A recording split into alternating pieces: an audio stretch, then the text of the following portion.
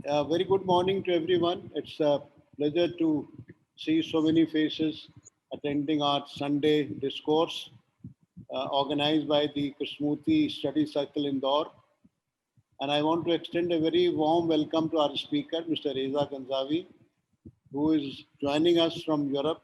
And Reza is going to talk to us on the theme of application of J. Krishnamurti's teachings in real world.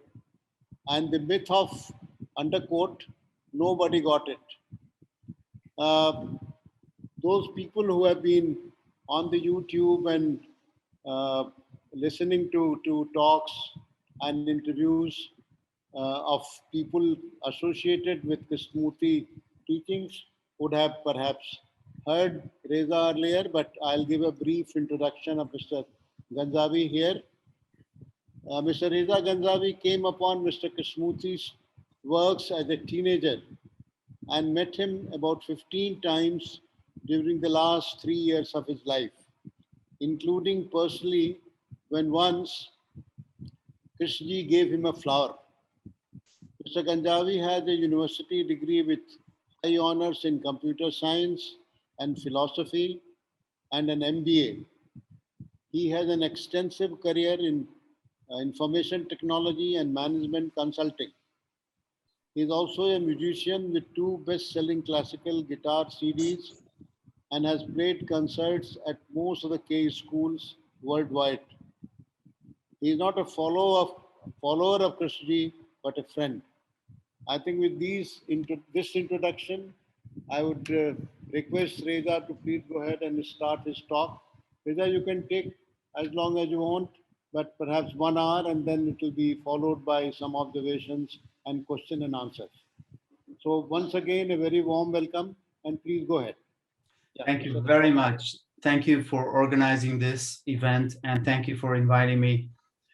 This coming together of minds is a sacred thing, is an important and beautiful thing.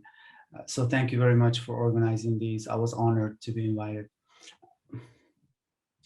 I chose the topic of this talk not because it's a vital question for me. For me, the question is very clear, but it's because it's a topic which I have heard time and again within these circles.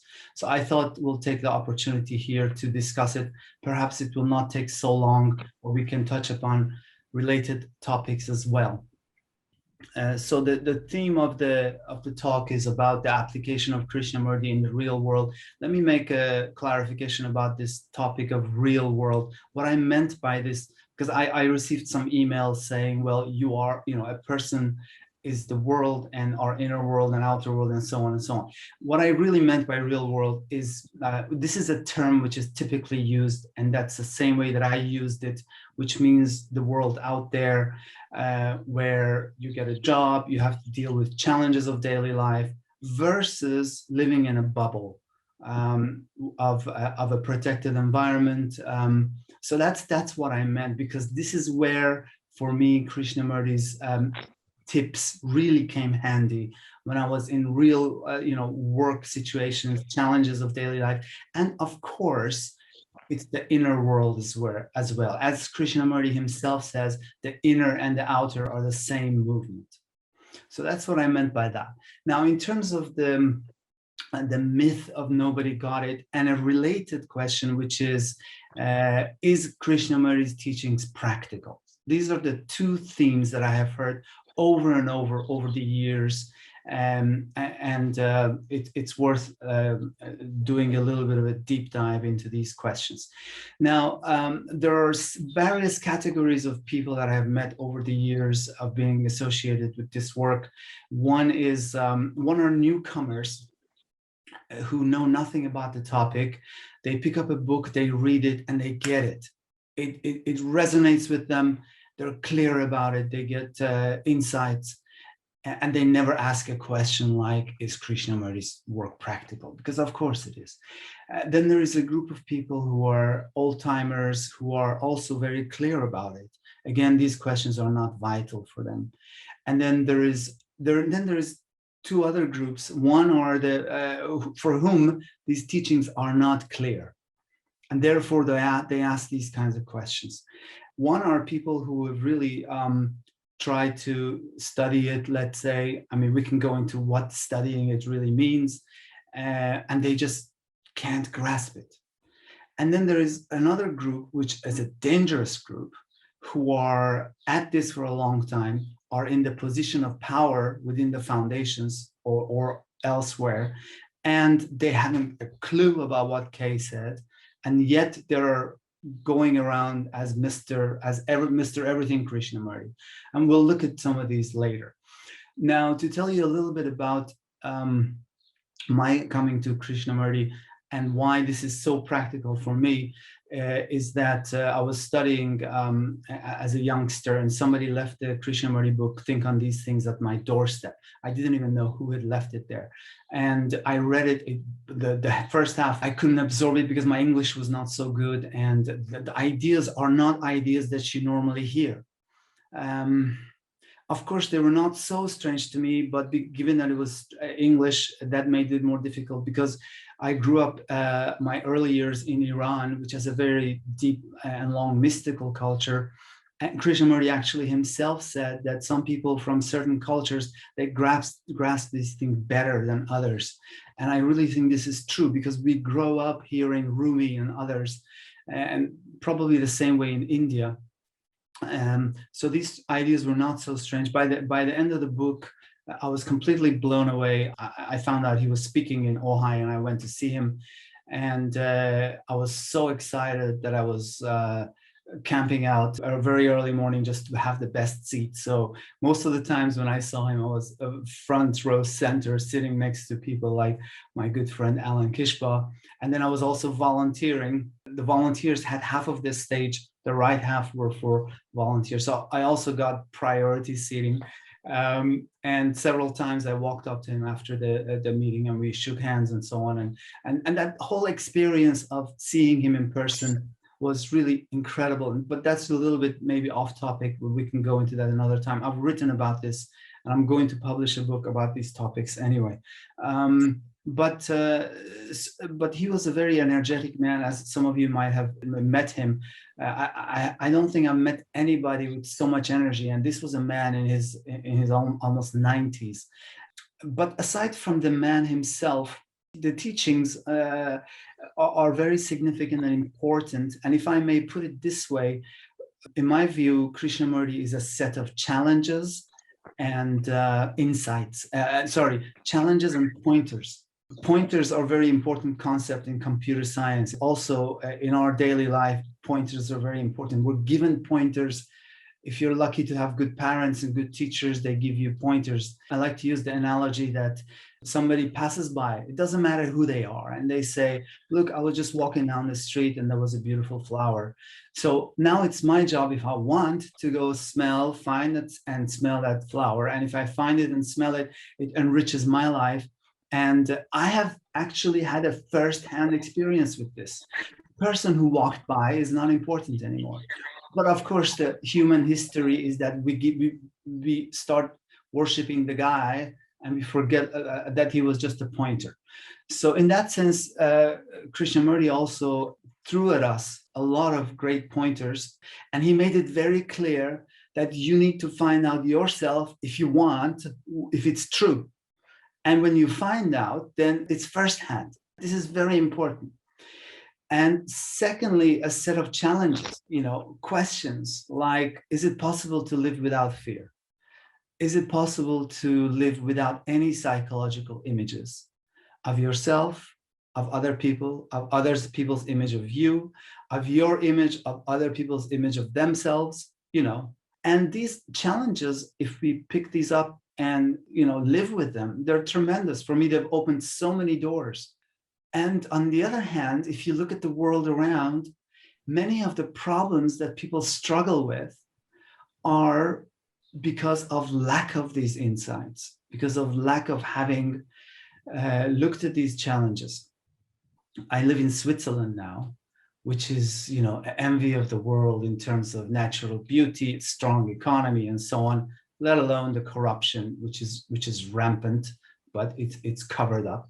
But the problem, one of the biggest problems in this society, and I think in the world society, is psychological chaos. In this society, which is so rich, so many people kill themselves, especially the youngsters, because they're so desperately unhappy, because especially for the youngsters, they see that they're going to be growing up into a society which has so much pressures, so much demands, and so dry, and in ways that these kids don't want to become a part of. So what do? They kill themselves. And it's such a rich society that the level of tolerance for hardship is very low. In Iran, for example, or I'm sure in India, if you have a problem, you get support from your family, you talk to your friends. You don't just run and go to the psychologist, which in many cases can make you worse.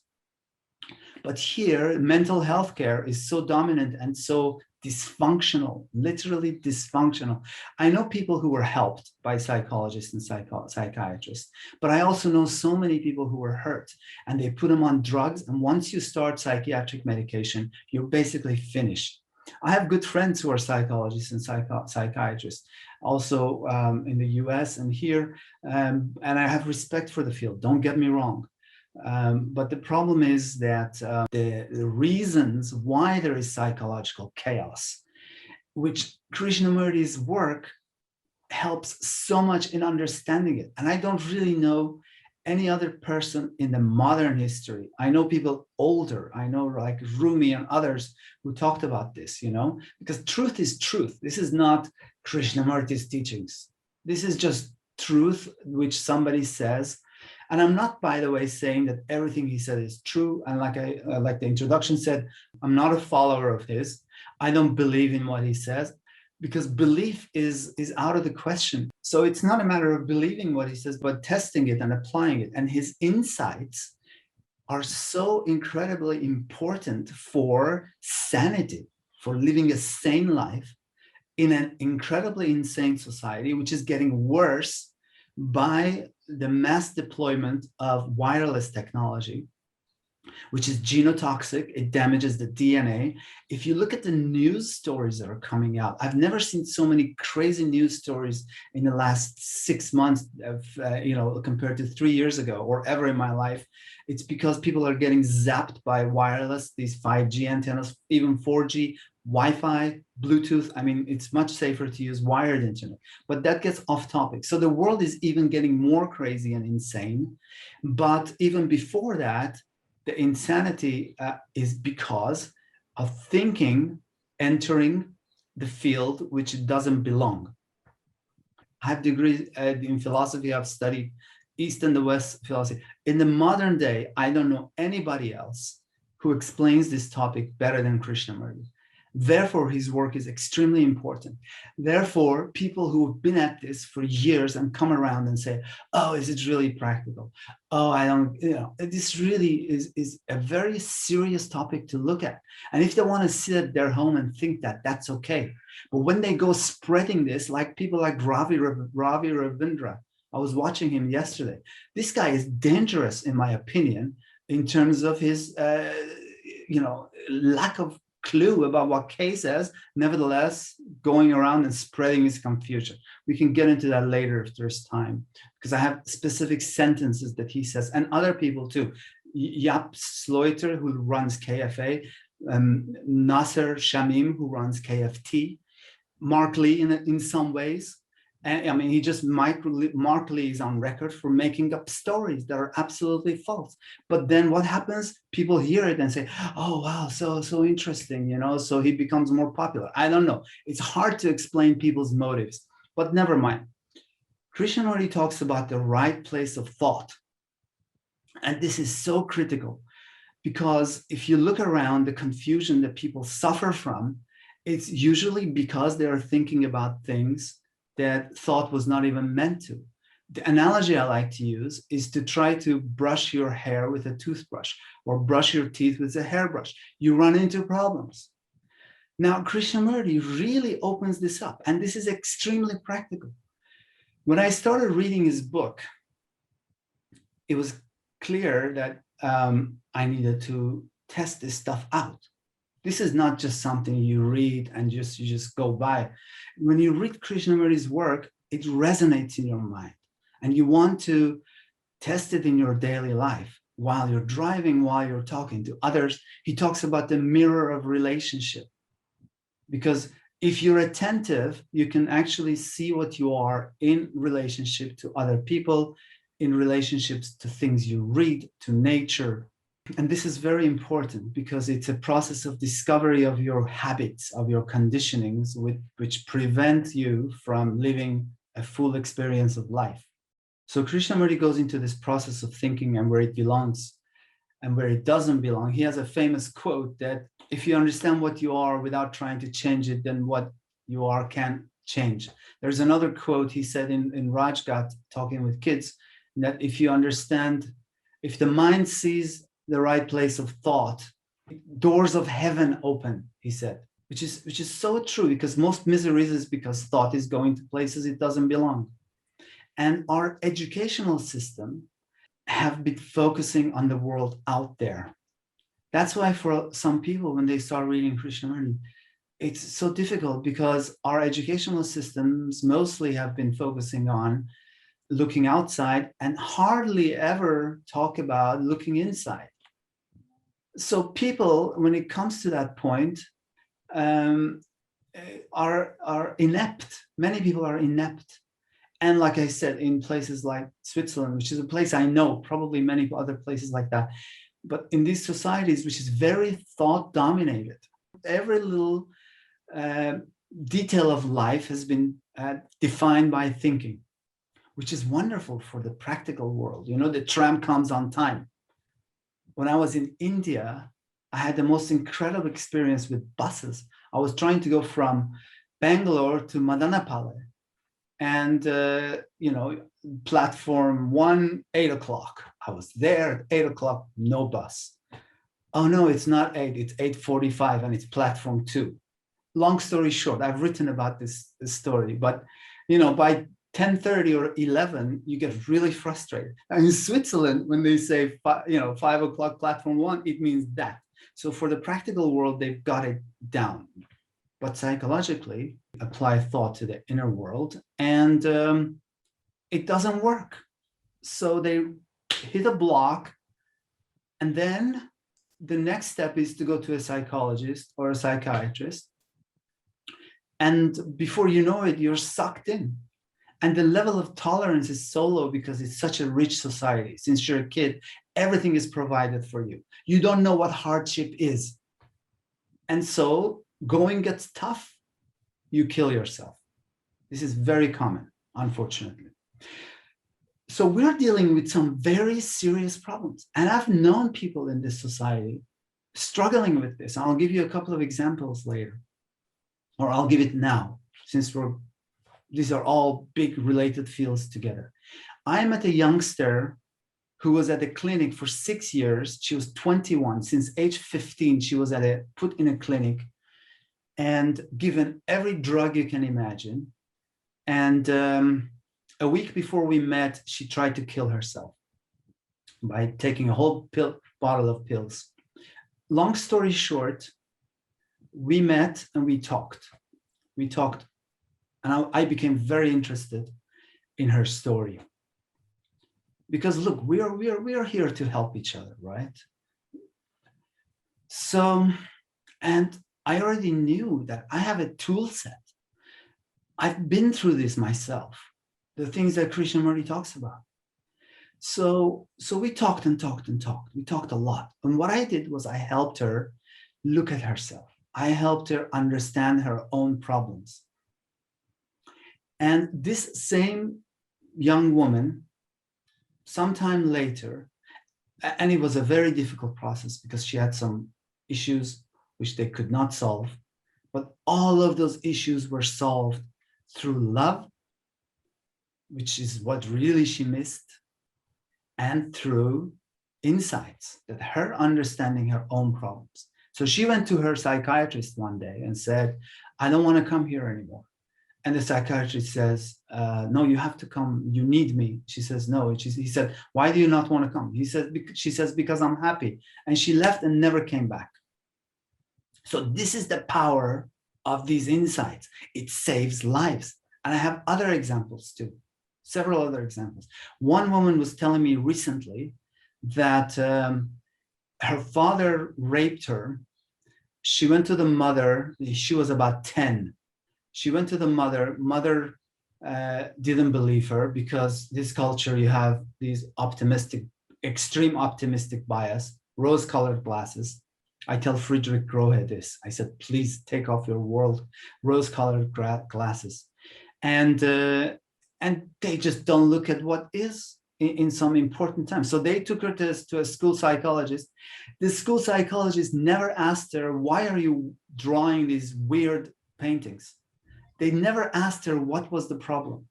And she said if they had asked her, they would have taken the father to jail. But they never asked her. They were not interested in her. They just put her in some home of problem kids, which meant she learned how to do drugs and was pulled into prostitution and so on and so on and so on. You see? So it's very important that people who are in charge of mental health have these insights of at least understanding what is, instead of acting like robots, which is unfortunately what's happened. So anyway, Krishnamurti talks about the role of thought. This is a big topic and I cannot cover it in a, he spent 60 years talking about this topic, which is so important. You know, how it's rooted in the past, how it's a material process, how it's limited, and it cannot touch that other movement, which is infinite, outside time and thought. When I was 7 years old, I used to think that thinking is limited. I don't know where I got this idea from. Maybe it was the religious teaching, because I grew up like 90% of Iranians in a Muslim family. My parents were extremely open-minded. And also, like I said, part of the culture, you hear stories, mystical things, and so on and so forth. To me, as a little kid, it was clear that thought is limited. Rumi has a quote. He says, come out of the field of time and join the field of love. And Krishnamurti talks exactly the same thing in different words about this other movement, which is outside time and thought. Now, but it's important that a person, because for a lot of people, they don't even know what thought is. It's like water doesn't know water. There's so much in it. It's such a dominant process in their mind that they know. So until somebody comes along, a pointer, which could be Krishnamurti, could be me or you or some beggar, and say, oh, look at it. Maybe thinking is just a process. Krishnamurti and Dr. David Bohm, colleague of Einstein, they went into this topic in depth about thought as a process. In computer science, a computer is still doing nothing. It's called a null process. Then you start Microsoft Word. Microsoft Word starts a process. So processes are a key aspect of the way computers are run. And it's exactly the same way in our minds. But thinking has become the dominant process in most people's minds, and they're not even aware of it. Most people are not aware of it. But once you become aware of it, you see that you can still have a mind. There can still be a mind. There can still be awareness without thinking. What a nice thing. Because most of the problems that we have is because we're thinking too much. I bet 99% of the people would agree with that statement. I've talked to a lot of people that, they think too much. So you can go for a walk, listen to the birds, watch the trees, and not be occupied and have a quiet mind. And this is a wonderful thing. When I met Krishnamurti early on and read his books, I went on to read about 80 books because I was so interested and I studied it. I don't know. For me, I never got Krishnamurti from watching a video. I had no idea what he even looks like. But after he died, Mark Lee and these guys, they started putting his pictures on the books. I mean, before there were maybe a couple. Suddenly, it was like worship the person, a picture on every book. I don't know. I didn't like this idea. But because really the person is not important, it's the words that are more important. On that note, Ray Bradbury, who used to speak in our philosophy class, he said, go to the bookstore, pick up a book, open it up and read a paragraph. If you fall in love with it, buy it. So books are really precious things.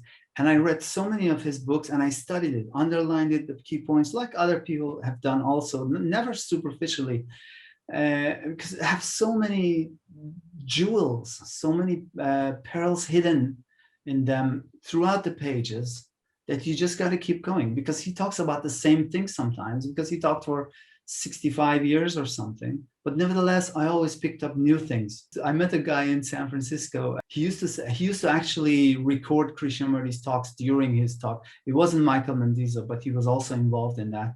And he said, I like to collect Krishnamurti's throwaways, the lines that he just throws away. I like to collect those because they're sometimes very significant.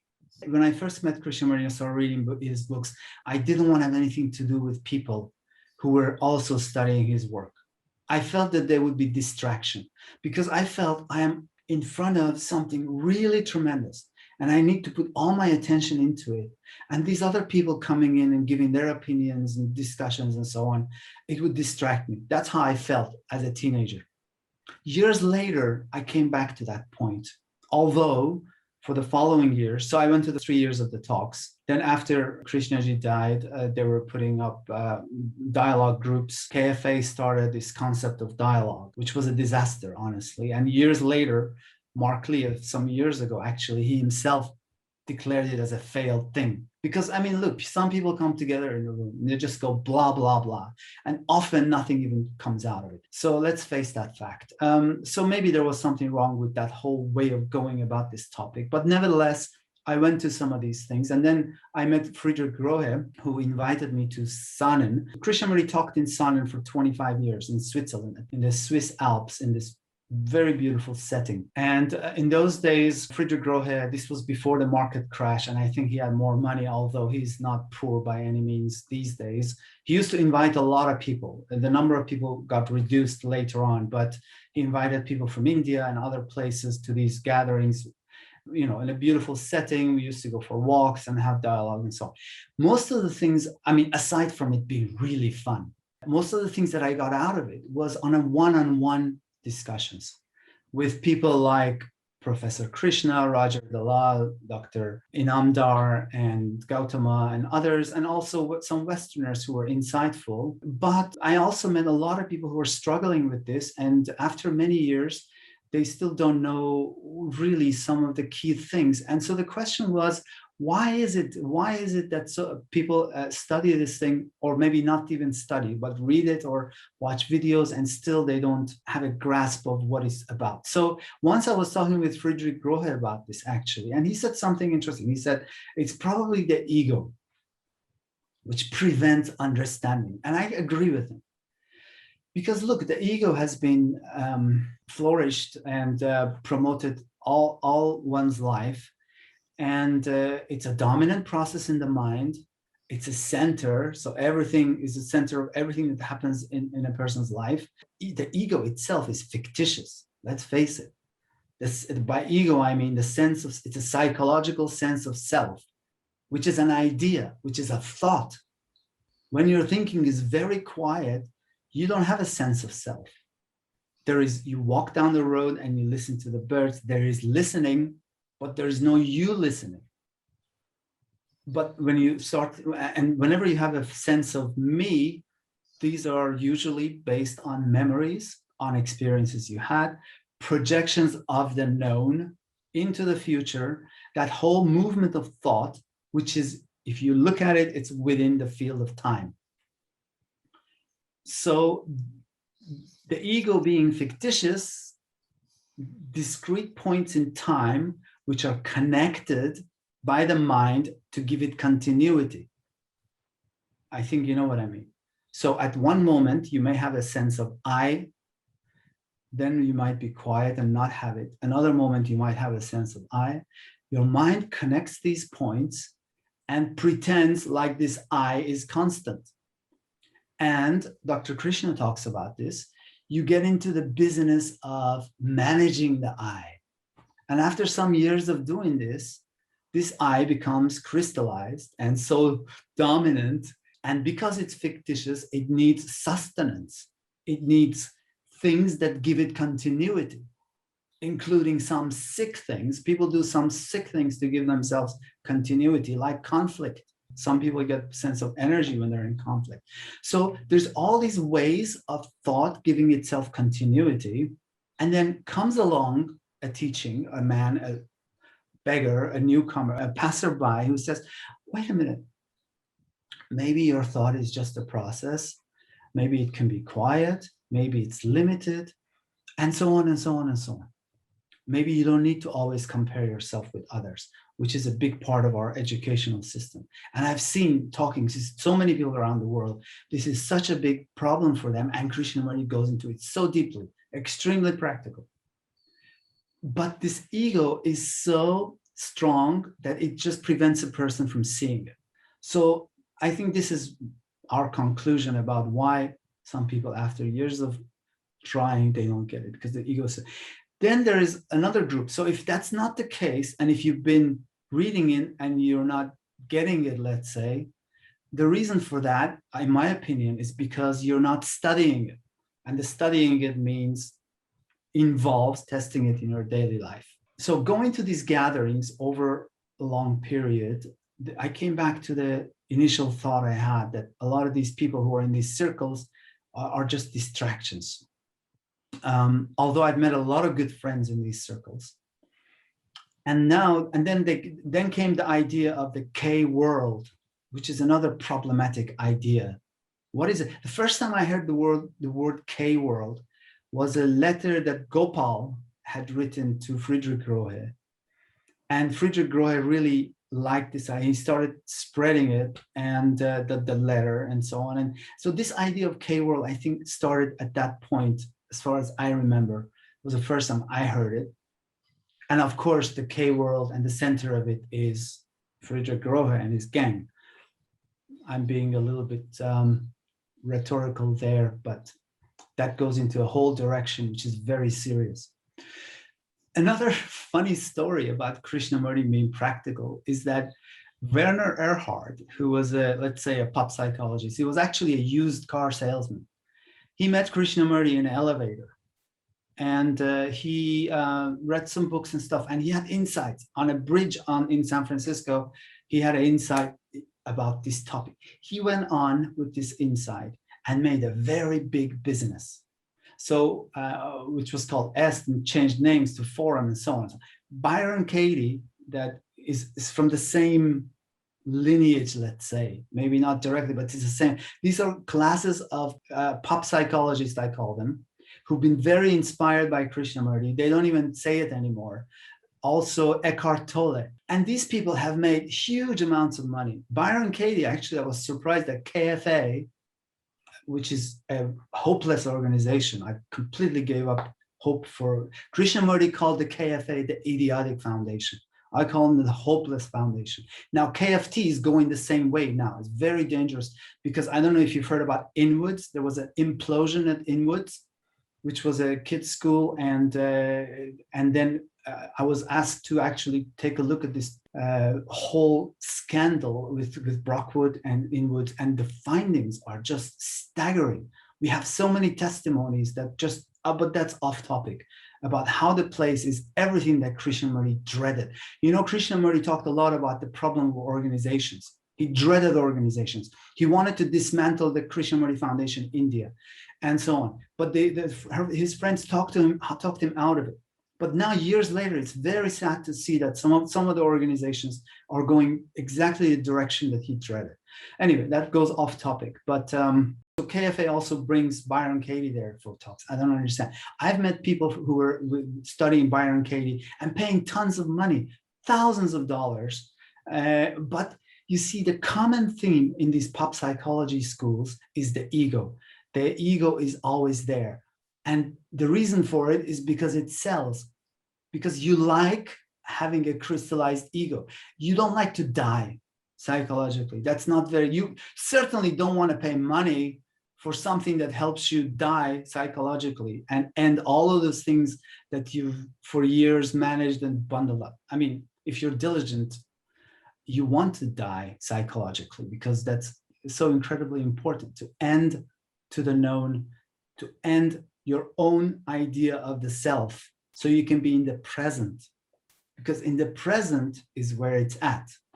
Love can only live in the present. That other dimension, whatever we call it, only lives in the present. The present moment is the only thing that's alive.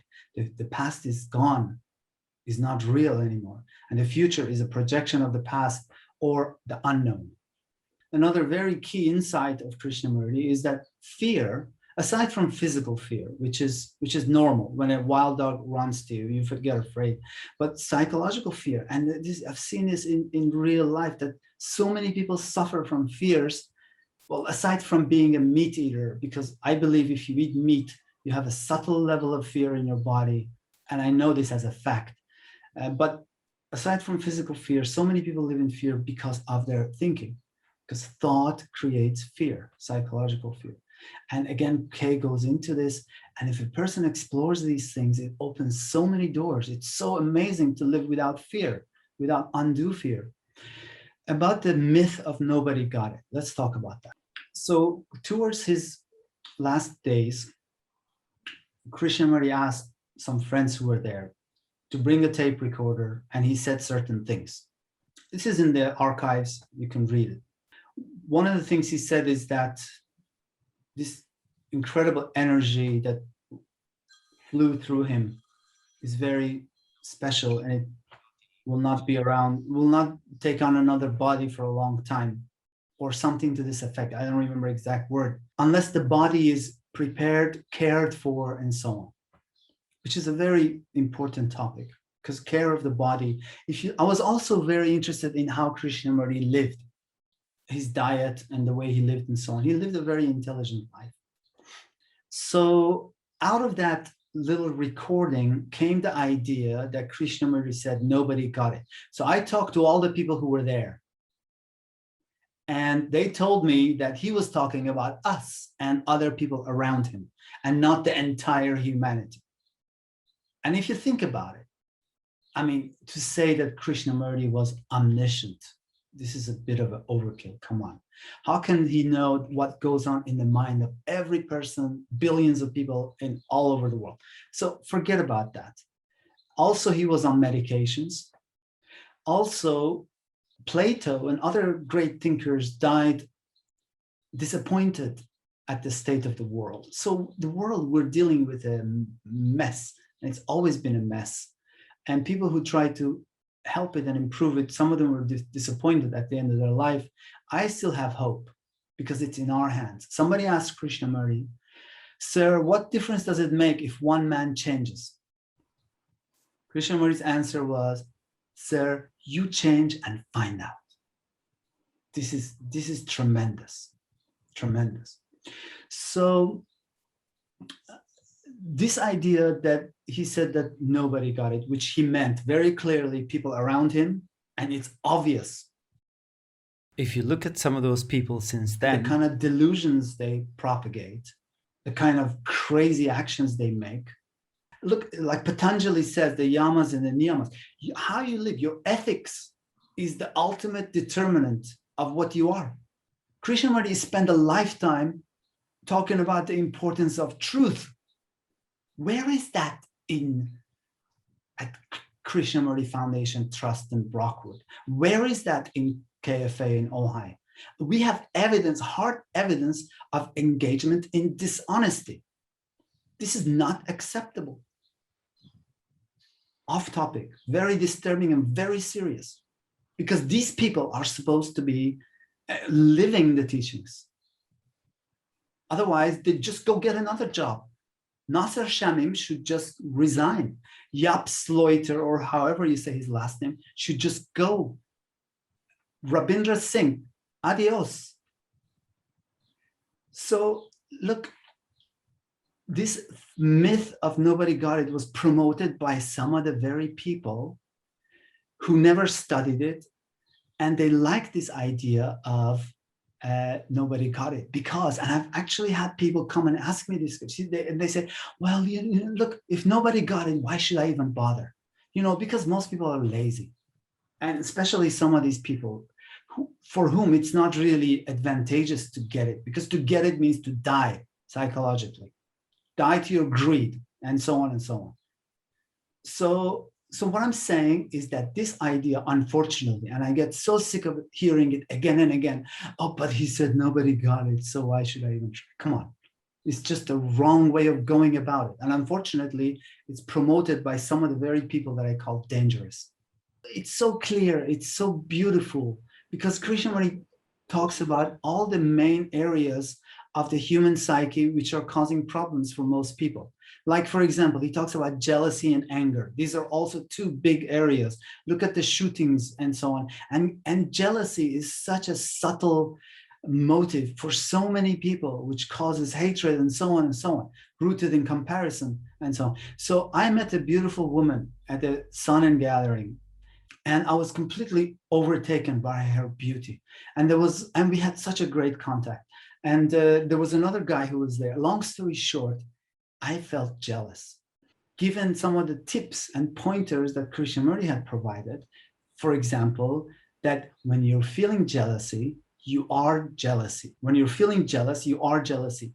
It's not because the traditional way and the psychologist's way and the pop psychologist's way is that there is always a you watching this other part of yourself, which is jealousy. So there's always a division. And Kay goes into it in depth, that as long as there is a division, there is no chance for change. And we can talk about that for another hour. So when you see something and let it flower up and completely look at it, change really can happen through insight. There's so many examples, and it's so practical. So the whole question of is Krishnamurti practical is a bad question. Thank you, Reza. I think you have covered the whole landscape of the teachings, starting from fear, love, psychological thinking, and all that. You said something about KFA. I somehow missed it. Would you repeat what K said about KFA? The word that he reportedly used was idiotic. And if you look at the history of it, you will know exactly why he said that. Thank you, Reza. Thanks a lot. Before we take questions, I would like Dr. Gajanan Rao, Mr. Harsh Tankha, and Mr. Harshad Parekh to make some brief observations, and then we go to Mr. Dinesh Wagmare and others who want to ask questions. So, Dr. Gajanan Rao, sir. Yeah. Thanks, Dubeyji. It's been a very good rendering what K feels about whatever he had felt and not there in the world by Reza ji. And Reza ji is extraordinary looking young. It's really wonderful to think that he had came, shook hands with him, attended his talks in a lot of places. Well, the very listening to Krishnamurti, sir, I would like to point out a lot of people, of course, it may not be the sole cause in the Reza ji, can keep you young. Because when you wipe your mind and be blank, your problems don't bother you, but you're very zealously, with a lot of zest, look at each problem as a challenge. You come alive, no? You come alive more and more. And when he pointed out, Reza ji, that he often say or said, nobody has got it. Of course, a sad statement. He felt he had addressed the whole world and nobody threw the whole bundle, the psychological bundle out, not even allowing it to drain. As Guru seems to point out, if you don't understand, if your ego is a block. And ego is what? Us. And we are all interested to know ourselves, but are we very keen? The very idea of knowing ourselves completely is intimidating, because you don't like to see yourself completely as you are. Sometimes you just come out of it, you don't want to really But if you see SAA, as Reza ji pointed out, not using your thought, he said, when you're in a place, beautiful place, birds, a lot of vegetation, foliage, flowers, you're looking at them, it has absorbed you, where are you thinking? So thinking sort of is slow or even ceases, doesn't it? So I don't, when Gopalji asked once in a dialogue where I happened to be sitting and witnessing, Krishnaji, you may think we are not with you in whatever you're talking, but you can't deny us the privilege of being somewhere on the way of understanding. In a sense, not exact words, but she felt you cannot deny we haven't understood a thing. You cannot say that. And I said, the sun pounced on her. People, you don't say that.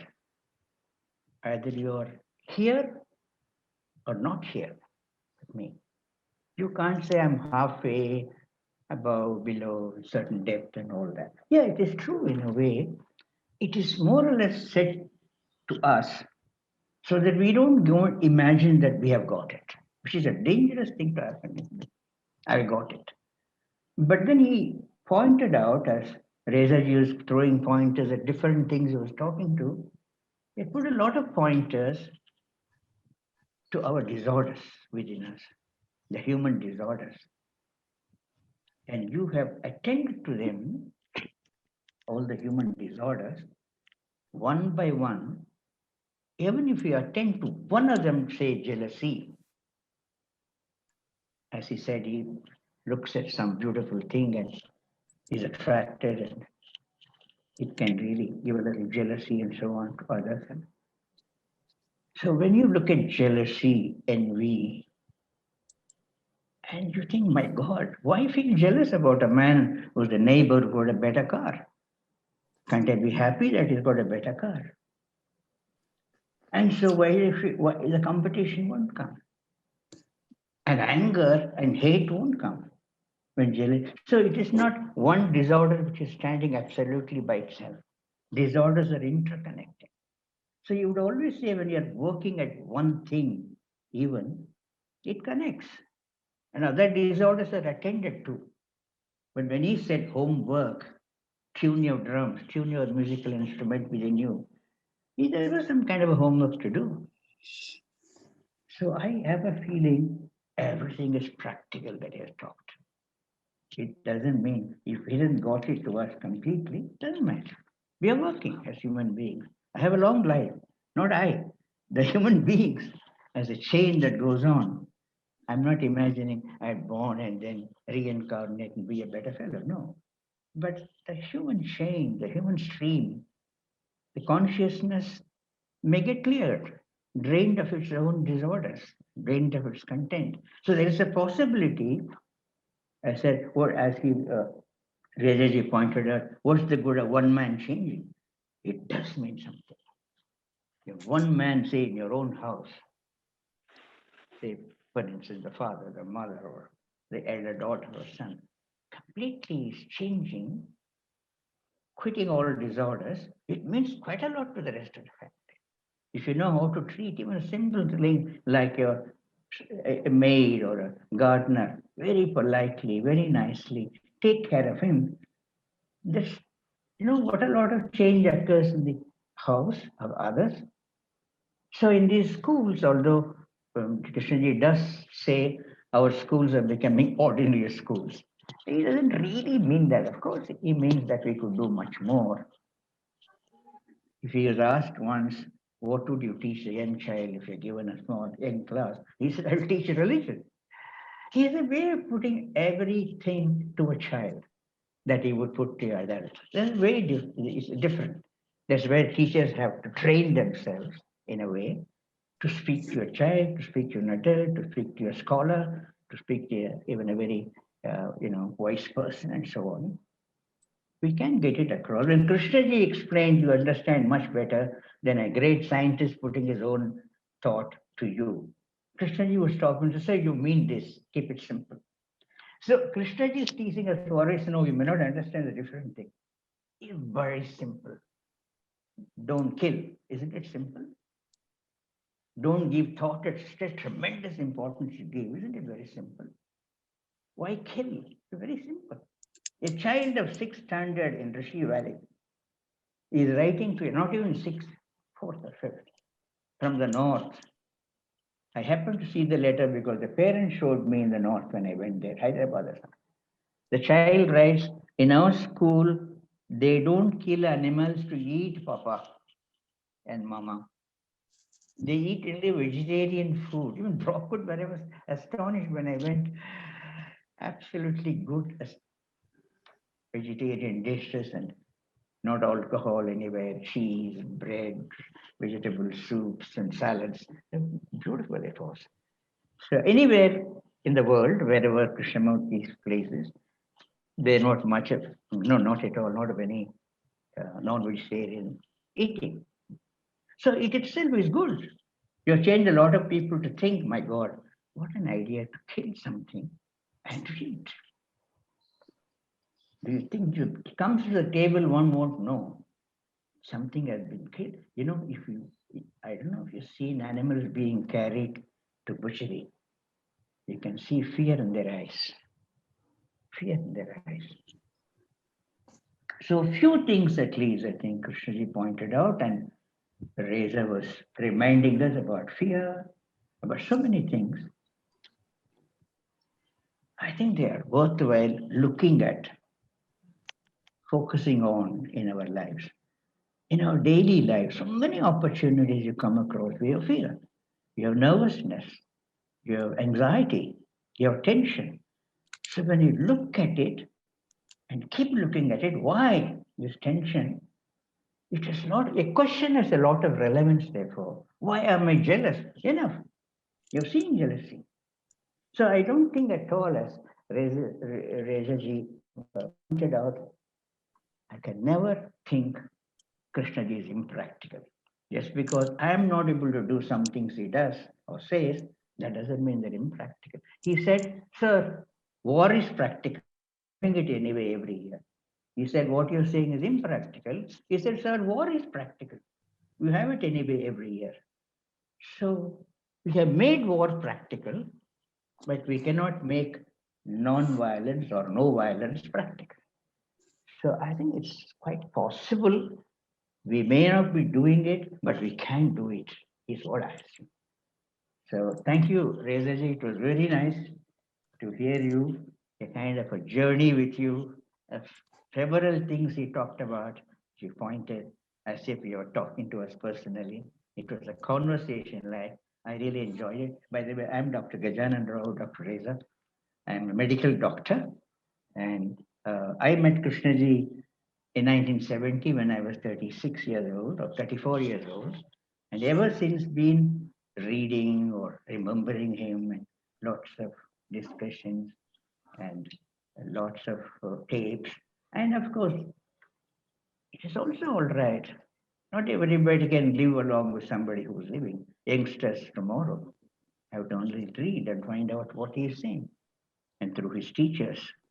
So can we adults, very important, be sort of role models for the youngsters and things will happen. Not only say do this and don't do this, but we don't do what needs not, doesn't, is not right to do, right things will happen. So thank you very much. Thank you, Doctor. Once, thank you, sir. One small, suggestion to you, Dubeyji and Lakshman sir, Sushil sir. There are a lot of pictures stuck up on the the video where the video gap is faces. I think it little upsets. I think when you're talking and you're very serious thing like suicide that you talk, there are some people sailing very broadly on their pictures. It doesn't look right. Why can't you be in flashing light when you're appearing? Don't put a thing to hide yourself. Not necessary. For 1.5 hours, why didn't we look at each other and talk instead of putting a picture there? somebody is smiling all the time when suicide is not talking about. So you see, I'm really amazed, Reza ji, that Switzerland, where life is so beautiful, as you said, and lots of suicides by youngsters. Look, they don't, Krishnaji has said again and again, don't look at a problem as a problem. Look at it as a challenge. And if only they learn, and I very much agree, sir, I'm being a doctor. When people are putting on psychiatric medicines, they're ever on that. If you ask them, when can I withdraw it? No, no, don't withdraw. I will tell you. Withdrawal may give a dangerous effects.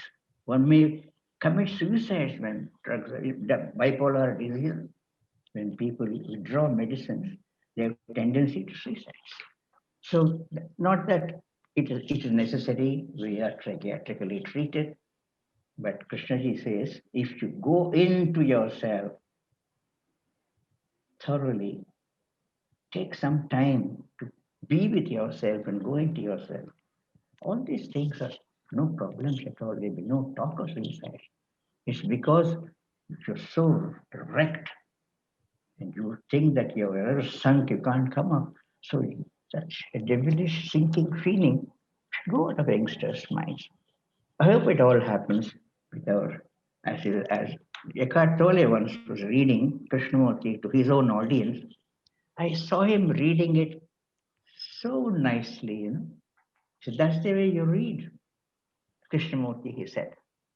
Each line, take your time, ponder over it. Read the lines and ponder over what could be between the lines. So it's not just reading fast. Some people also read fast and understand better, but you recapitulate, you find out why did he say that. So things like that make subject for meditation. Okay, sir. Thank you very much. Thank you very much. May I just quickly, a couple of sentences respond? Thank you very much, Dr. Gajanan. I agree with everything you said. You said it beautifully. A couple of very important things among many things you said was that you become alive. You come to life when there is no ego. That child inside you. I have a music professor. He says that who was actually his life changed by meeting Krishnamurti in Sun, and after a concert, after a talk, he was there for concerts. He gives Krishnamurti books to his music students. And he says, if the child inside you is dead, you're finished. And this, you know, because usually when you're egotistic, you're all complicated. But another very important and serious thing is about the topic of whether getting it is binary or not. Ravi Ravindra is so wrong on so many things. One of the things he's so wrong about is that he said that Krishnamurti's approach is binary, that it's either whatever nonsense he's talking about. But the way I look at it is like a well, like you can go to the well and drink one cup or you can take one bucket. So anyway, and also Krishnamurti talks about these problems of the young, especially. He has several books on this, the flame of discontent, he calls it, which is so essential. But in these rich societies, I don't know how it is in poorer societies, where like here, Switzerland has one of the highest teen suicide rates in the world. And, you know, which is exactly the kind of things that Kay talked about, because you have this flame of discontent. And what do you do with it? What does the educationalist do with it? But the society is completely inept with regards to these topics. Thank you. Thank you, Reza. Thanks a lot. We can hear Harsh's observations now. Harshji, please. Okay. Can you hear me? Is it unmuted? Yes. Yes, yeah. Well, first, let me greet Reza. Hello, Reza. Hello, nice to see you after a long time. Long time since we've been in contact even. That's true. I tried to email you several times. I don't know if you even got my emails, but. Well, my email changed, so it's one of those things, you know. I'll get it from you later. Yeah. So, well, very interesting. I don't know where to begin. First, let me say for myself that for me, the important point with Krishnamurti occurred about a couple of years of listening to him, etc., which I generally did personally because it was at his talks.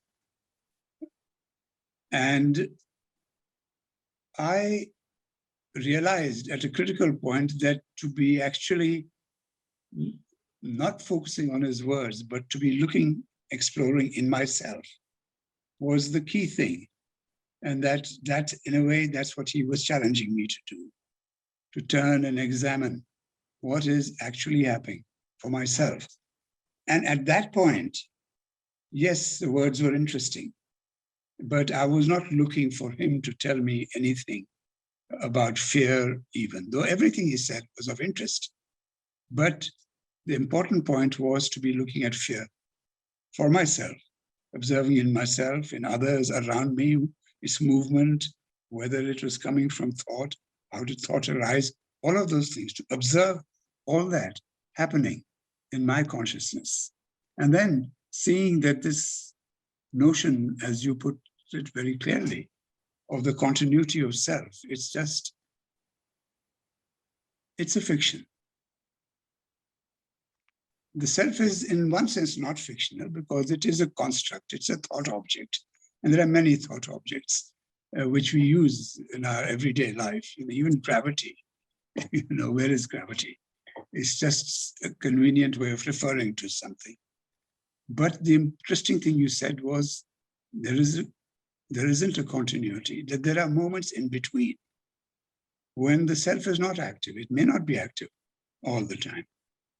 And that all of us sometimes are capable of, and let me call it selfless action for today's talks, that action takes place that is self. And we recognize that even in general understanding, we recognize that actions can take place. The self is not present.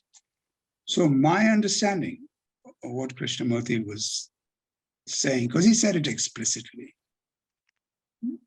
to those around him, can you be rooted in that? It's not either or, it's not binary in that sense. You're going along and one day you're going to flip into suddenly you are Krishnamurti or somebody like him, It's not like that. It's just that you begin to recognize what's going on. And then so you recognize where the arising of the self and the movement of self-generated action. Doesn't mean you don't fall back into it, but can you be rooted in the other, in the part that is not generated?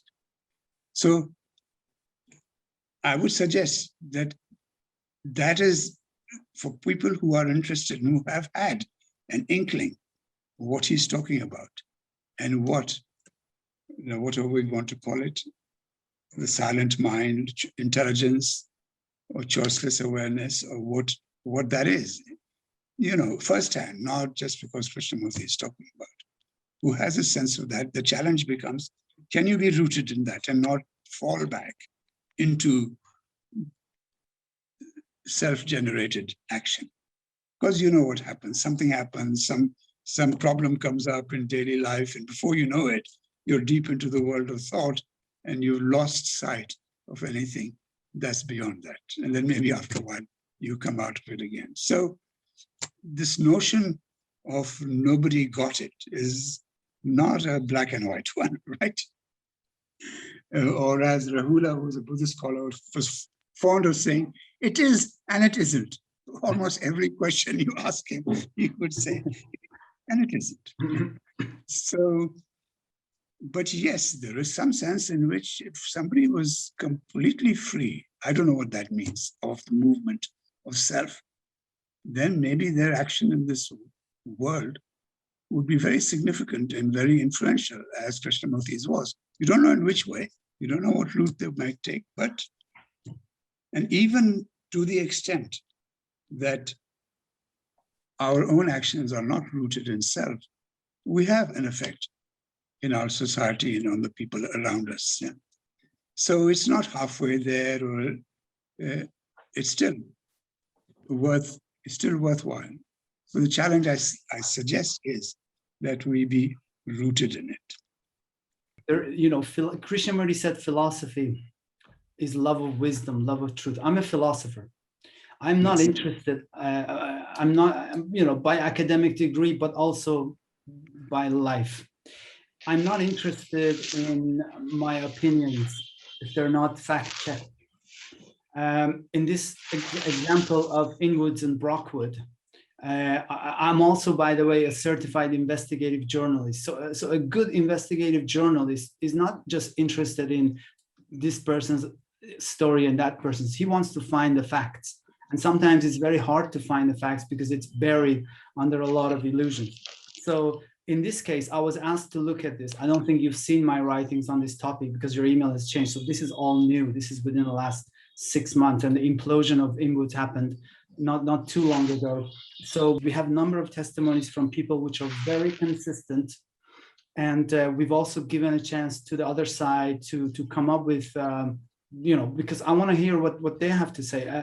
And this is the key thing. There is no I. For linguistic reasons, we use I. But especially in this context, there is no I or X or Y who is on this task force. We are thinking together, and we are after the facts. And I can tell you with no uncertainty, the facts are extremely disturbing, very, very disturbing. Everything Kate talked about that he dreaded is happening right now at Brockwood. You know, the spirit of fear, you know, the whole topic of questioning things, which is just missing, is suppressed, and the dishonesty as well.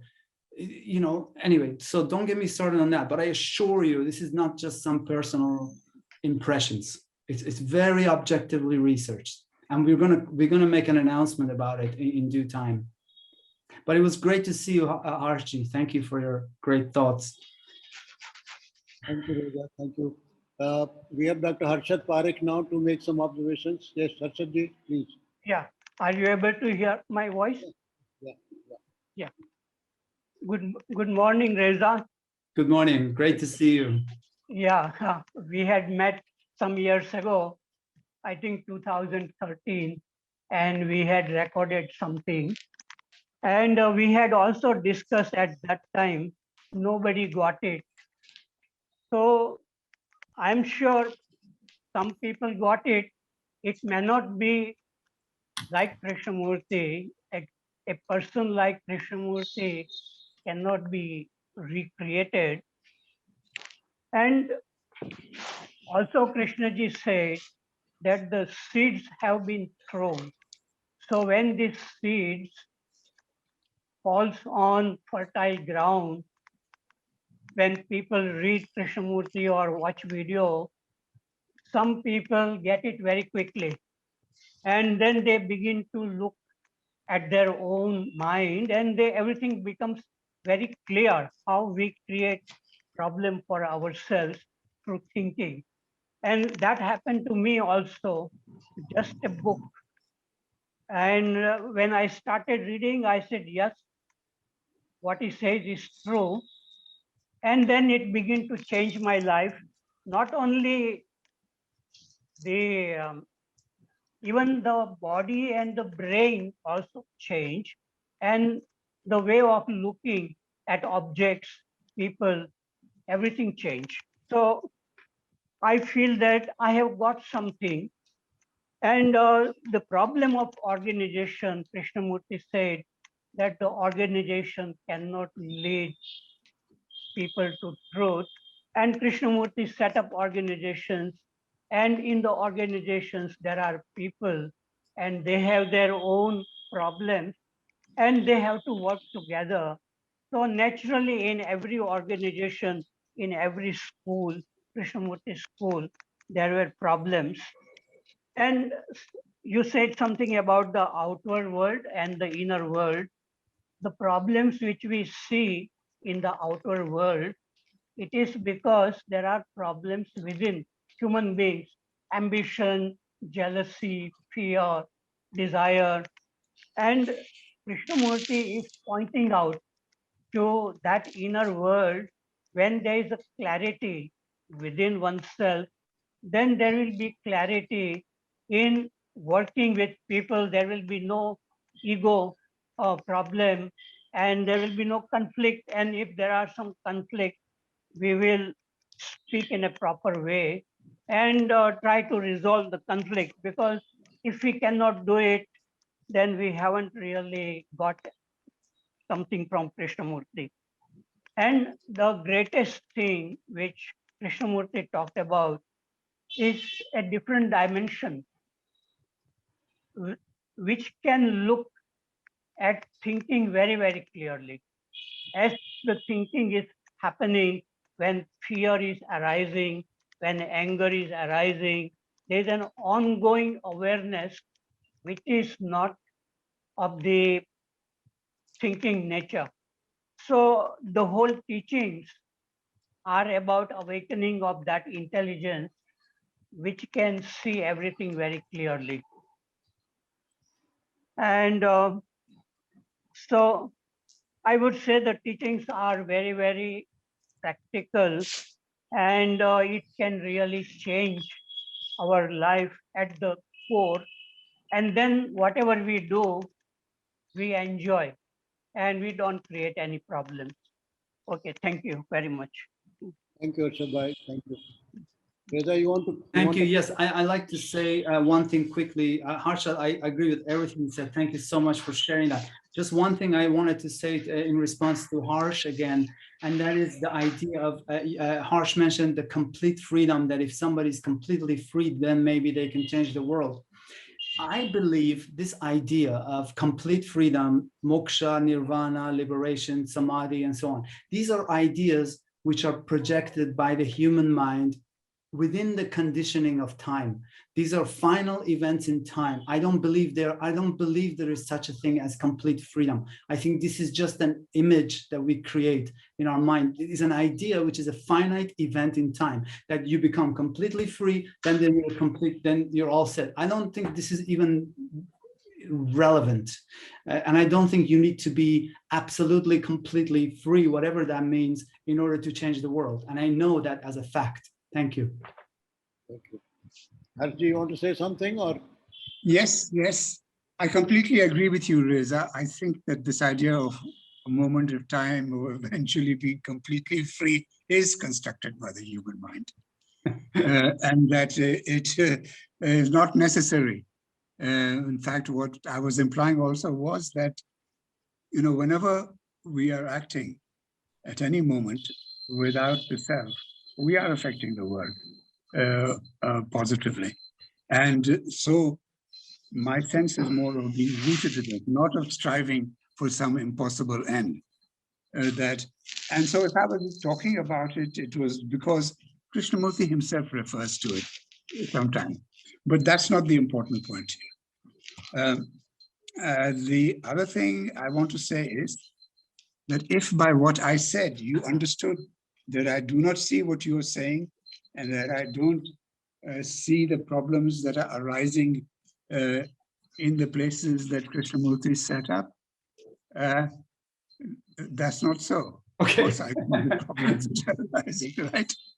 The question for me is, so how we, as Harshadji said very clearly, people who are in these places are human beings like you and me, and they make mistakes, they have their own shortcomings, they have their own limitations, right? And they're tasked with an impossible, virtually impossible task of trying to produce an environment or a place that stands for something that is maybe beyond them. Maybe, I'm saying it lightly, right? So no, they're not like you and me, Harsh. They're not like you and me. I think you're being a bit, I know some of them, so I know. Not all. I'm not talking about everyone. Okay. Sorry. Yeah. I understand what you're saying. My question still remains. So what do we do in that situation? I mean, what are your responsibility and my responsibility? How do we approach this thing if we see that the places that we would like to see also, because we would like to see a place like Gorakhpur flourish in the way that it is supposed to. I'm sure you would. So what do you and I do that will help this? To help bring about the possibility of people working together, because that's the basis of this thing. I've seen it, I've been very close to it. So that people don't work together. You know my history, I've been part of all of this and what. So When people don't work together, things fall apart, right? So what are we going to do, you and I, that will help this come about? Look, the thing is that management matters. A CEO of a company sets the tone and the culture. So this is the problem we're talking about here is far bigger than a few people having quarrels or not wanting together. We're talking about the serious defects in the management. And this is a bigger topic, and I would love to have a discussion with you and others. In fact, maybe we can, in a few weeks when there's another time slot, maybe we can have a session just on this great question. Because this deserves an hour discussion, really. It's a great question. And you're, by the way, you're also welcome to join our task force, Harsh. We're looking at that very question. Thank you, Reza. Thank you. Thank you. We can go to the next question. I think Dinesh ji has something to ask. Dinesh Are you able to listen to me, sir? Mr. Reza? Yes, sir. I want to ask you a question. You also seem to process a lot of thoughts. So how do you maintain balance between thought and the silence? Number one. Number two, do you also are having a view that thought creates the fear, or thought only breeds the fear and the fear has got its own origin? Are we together? The first part of your question was silence versus thoughts. Is that what you said? Okay, look, I mean, it's very simple. Thought has its right place for practical, mechanical, technical areas of life. And it doesn't have its place in psychological areas. So this is not something I can explain to you exactly. It's something that each person needs to elaborate and look at for themselves. But I have learned in my life through watching my own inner movement and outer movement that sometimes I think about things and then, but now I know, because now I've learned, it's part of, like, let's say, self-knowledge or learning about the way the mind works. Then I don't go there anymore. You know, it's like going to a grocery store. I don't go in the chocolate section. I like chocolate, but I don't buy it. For example, you go and you learn after a while, you don't go in that section. There is no discussion, you know. Similarly, thought just doesn't go there anymore. What does he think about me? Da, da, da, da, da, da, da. So it's just this is the quote that I said, that when Kay said, he said, when thought understands its own limitation. And then he said, when the mind understands thought's limitations, because, you know, we have linguistic limitations, then the doors of heaven open. And this is very much so. And your second question was about thought. Does it create fear or breed fear? What was that the question? Yes. And the question was whether thought creates the fear or thought only breeds the fear, and fear had got its own origin. Well, fear is not related to. Well, the fear is a big topic. Like I said, we are psychosomatic beings. So our body affects the mind affects the body. So a lot of the fears are physical. Like I said, if you're a meat eater, for example, or if you're standing on a height, you're afraid of falling. So some fear is physical, and it's necessary and it's good. I mean, not the meat eater part, but, you know, it's a body's own intelligence to protect itself. That fear is important.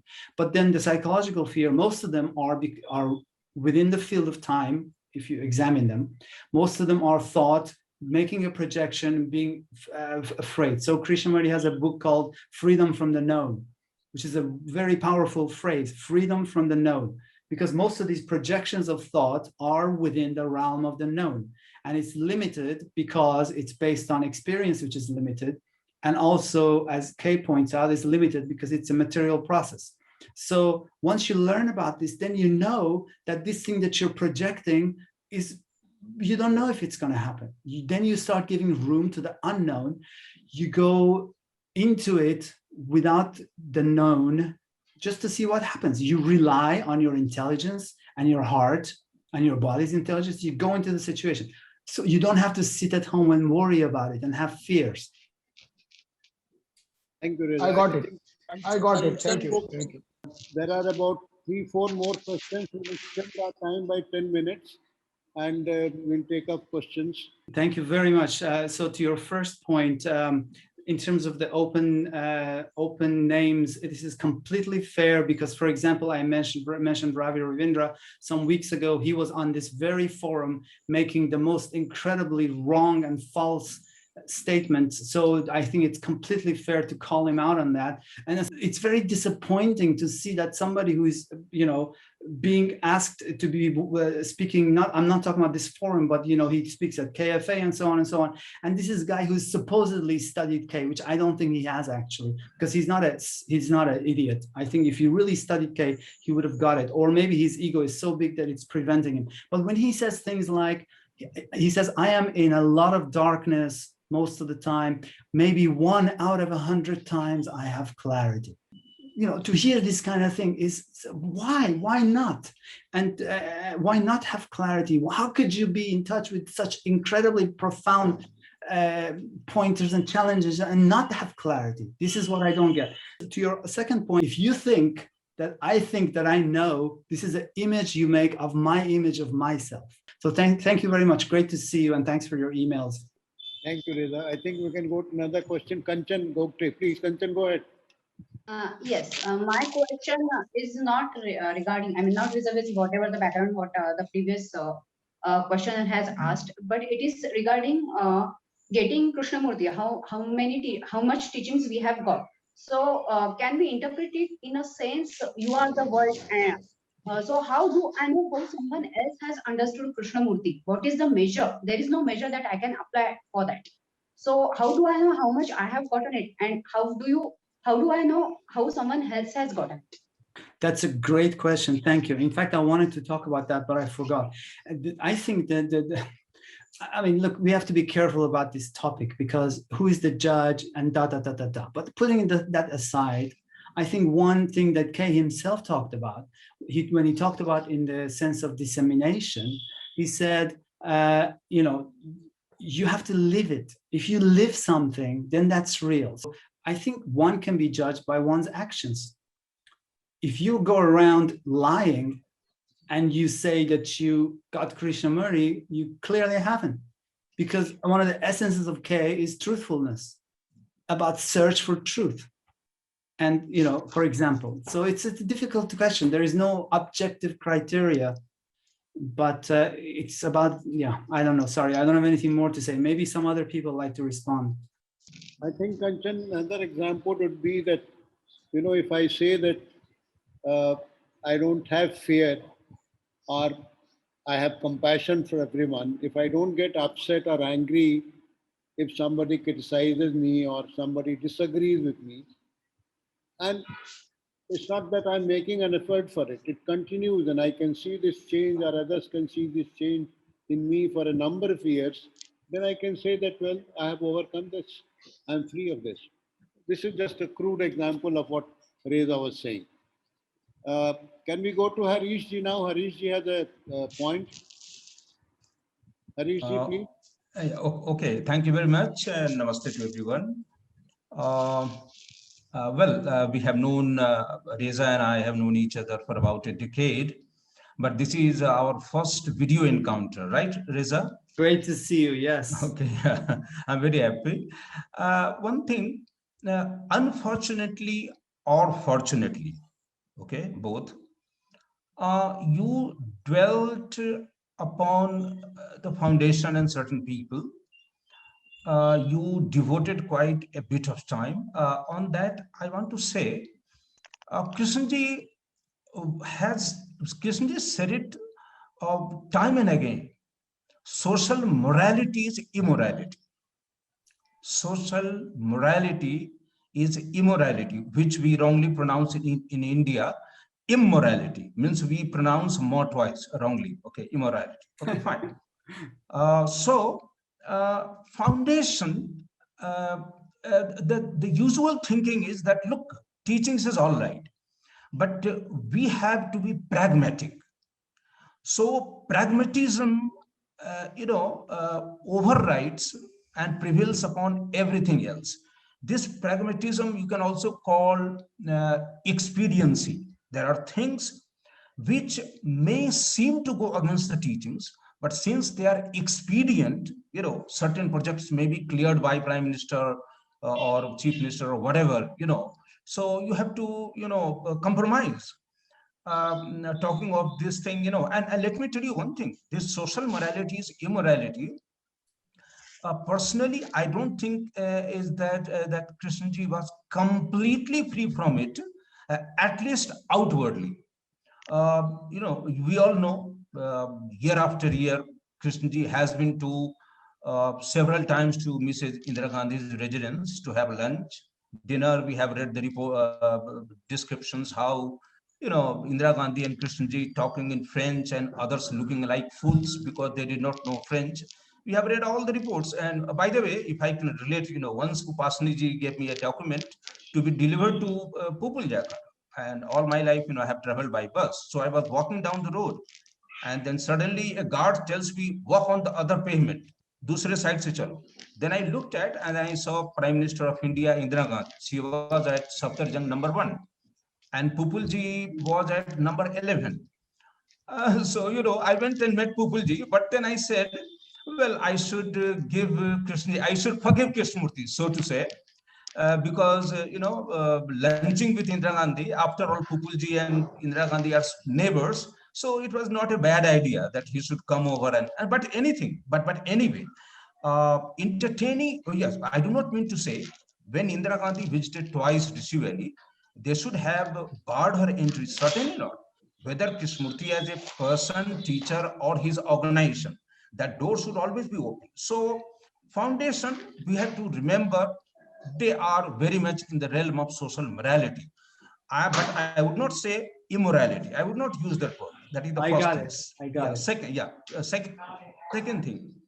Second thing is, these people, whether it is Professor Ravi Damindra or whoever it is, they are going around, they have taken a position that they are in a position to, they won't use the word interpret the teachings, because interpret word is a taboo, you understand? Right. But yes, they have been recognized as, like you said, I'm a certified investigative journalist.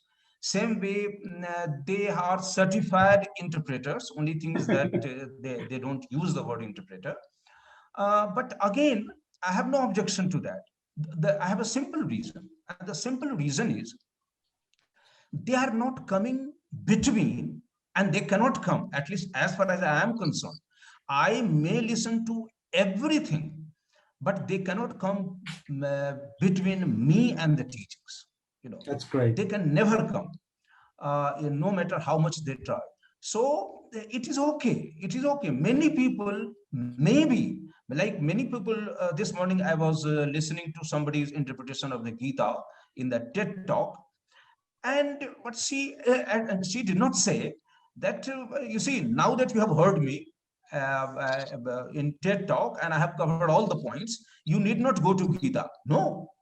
But suppose that very talk arouses my interest in the Gita. I'm not saying that the Gita is more important than the teachings, and never will I say that the teachings are more important than the Gita. Never.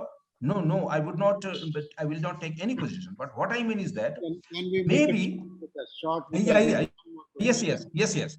So, I mean, they are doing their work. That is fine. But I am always free to, the original. The last but not least, this nobody has got it. It has two dimensions.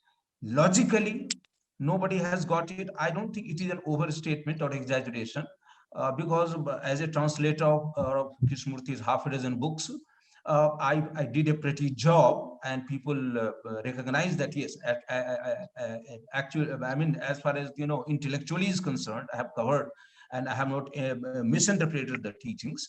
Now, for another thing, nobody has got it. That means the light or truth, non-conditioned supreme energy he was talking about. Of course, again, I did not go by Krishnamurti said, because apparently he gave clean chit only to Buddhist people, rightly or wrongly. He would not give a clean chit to other masters or teachers because they had beard, they wore particular kind of clothes and all that. But then, okay, Krishnamurti took a position. He did not recognize. In fact, he reacted very violently. And I can also quote statements which go against his, modesty, humility, and all that. But that doesn't serve any purpose. So thank you very much. Thank you very much. Just a couple of very quick, because we're running out of time. In terms of the foundations and so on, just to share with you where I'm coming on this topic. Krishnamurti was not Rajneesh or Satya Sai Baba or some other fraudster. If you go on my website, and this is the important thing, please, I would like everybody on this call to please send me an email. And you can find my email on my website, which is www.rezamusic.com. Send me an email, please. On that site, if you go under writings, cults, I have a page on cults, including these people. Krishnamurti spent years talking about the perils of organizations, and to see very quickly after his death these things go down is very, very, very difficult and hard to take. In terms of the Ravi, and of course people have freedom of speech, they can say whatever they want, but I have the opinion that some of these people are dangerous, and they actually, their interpretation actually corrupts things. But of course, people can go directly to the teachings and so on. And in terms of the supreme energy and so on, I think Harsh said it very well. I don't think we need to get caught on these absolutist ideas, and it's not a binary thing. And I think you can go to the well and drink as much as you can handle, and that will change your life. Okay, thank you.